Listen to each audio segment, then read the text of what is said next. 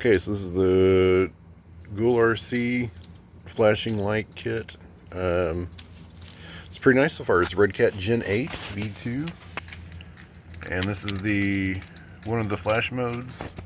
The roof rack is wired to something separate, and then there's the rears, and then you can push the button, and they're just full on. I'm gonna go back up here so we can get this sideways. Might show up a little better here.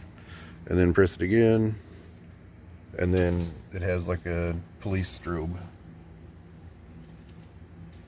So this is the rear on the strobe, and then here's the fronts on the strobe.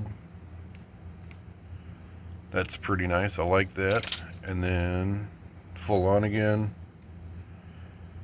and this is just front and rear's flash. And there's the back flashing, full on. And this is just rear flashing. So if I had like police lights on top, that would be the setting for that one. So while the rear is flashing like a police car would do, the fronts are just full on. So let's try the button again. Full on. And then that's a pretty neat setting too. If you can, I don't know if you can tell or not, but it's going in like a circle, so it's going all the way around, so I can get a better shot of that. Yeah, that's pretty badass. So also I waterproofed it.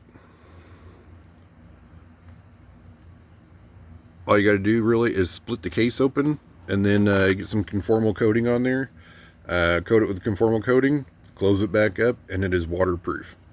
So I saw in some reviews that after being jarred around in trucks like this,